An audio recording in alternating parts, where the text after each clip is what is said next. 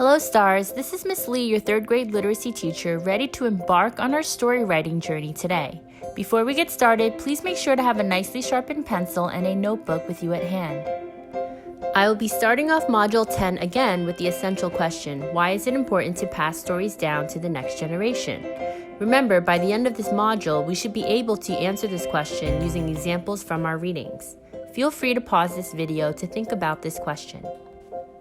In today's lesson, we will be thinking about all that we have learned about world pollution and creating a story that teaches our audience about this issue. Writing is an excellent way to express yourself and educate others on a topic that's important to you. Before we get started, let's review the components of a great folktale or legend. Remember, in Day 4's lesson, we created a poster on the characteristics of a tale and noticed that tales have similar elements to a story. There are many ways to brainstorm in the pre-writing process, but let's create the same 4-square chart and label the boxes: setting, characters, events, and theme or lesson, like Noah did here. This will help you plan out your tale. Now, when you're filling out this chart, try to be as descriptive as possible. For example, instead of writing that the story takes place on an island, you can write that the island was filled with coconut palms swaying in the breeze with the salty smell in the air. Also, the sun was so hot that I felt like melting ice cream. Great writers use figurative language in their writing to add more details and to help you visualize what's happening in the story. You should follow the same techniques for the other elements. Your characters can be magical, evil, super smart, and so on.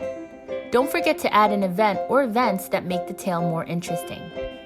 For example, if you look at Mackenzie's tale, her important events are that the villagers are polluting the water and the river gets dirty and runs out of clean water.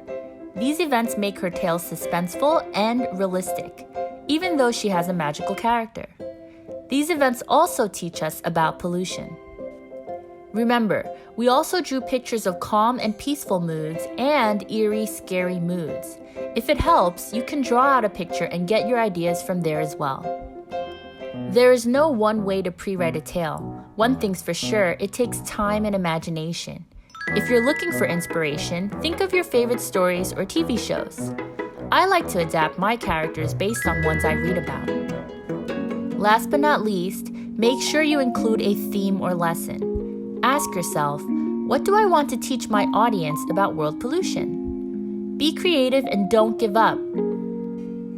After you gather up all of your ideas, get ready to start your first draft. We will be working on our stories for 2 days, so be thoughtful and intentional with your work. Remember, when we start our first draft, we put an X on every other line so that we can add more revisions later. Don't forget to include a catchy beginning.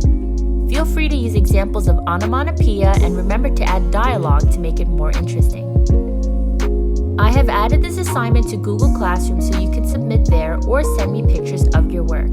Have fun! Oh wait, before we end this lesson, I would like to give a shout out to all the students who are working so diligently at home, and shout out to the parents and guardians who are helping them with all this work. Thank you so much, and we can get through this.